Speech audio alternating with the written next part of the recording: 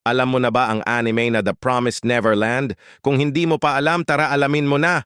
Ang The Promised Neverland ay isang mystery thriller anime na puno ng tensyon, matatalinong plano at nakakagulat na mga revelasyon. Ang kwento ay umiikot kina Emma, Norman at Ray.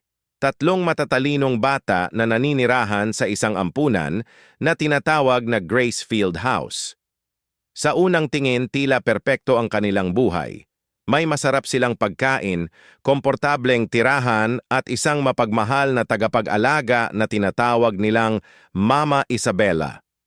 Ngunit isang araw, matapos ihatid ang isang batang ampon na inaakalang magkakaroon na ng bagong pamilya, natuklasan ni na Emma at Norman ang isang nakakakilabot na lihim na magbabago sa lahat ng kanilang nalalaman.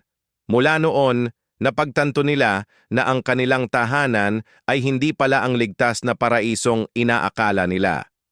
Ngayon, kailangan nilang gamitin ang kanilang talino, tapang at pagtutulungan upang makahanap ng paraan para makatakas habang iniiwasang mabunyag ang kanilang mga plano.